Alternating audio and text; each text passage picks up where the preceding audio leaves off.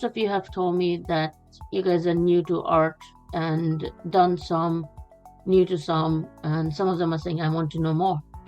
All right, that's definitely a good mix. I got PTs, OTs, pediatric, acute care, long-term care, everybody in here. Excellent stuff. So I'm not going to talk a whole lot. We're just going to get into this. Yeah. So let's run through the objectives, which I'm going to speak verbatim. So first of all, it's a skill-based webinar. It's always tricky to deliver a skill-based webinar because you are kind of trying to emulate this skill via videos and slides and perhaps my gestures as we go along. So it's to acquire hands-on practical experience, which I believe you guys will go ahead and practice in your own settings. Grab a family member if you want somebody close to you right now. If there's a child hanging around somewhere or a spouse hanging around, loitering around in the house, bring them on, have them sit down, right? We are going to learn about proper body mechanics for ourselves. It's like goes with any skill-based maneuver that we want to protect ourselves just as much we want to protect our patients. And we've got case studies, we've got some evidence-based practices, and it's a bit of a mixture.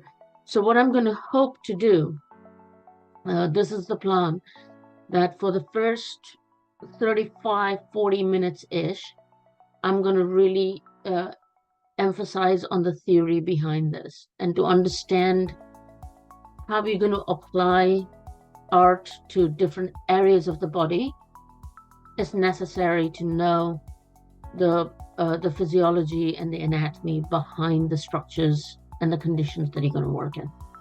Then you're going to be able to apply it to different areas of the body, all the way from TMJ to plantar fascia, really.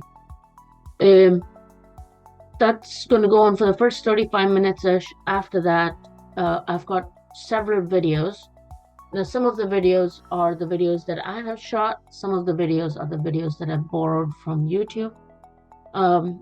If it's okay, I will probably give you guys some resources and channels to look at as well.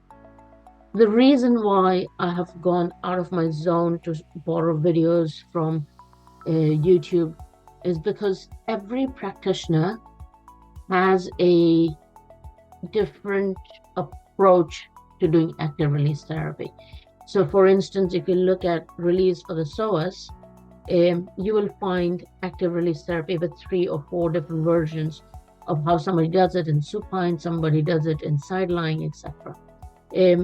So the techniques that most resonated with me, and for a couple of them, I've got 2 different approaches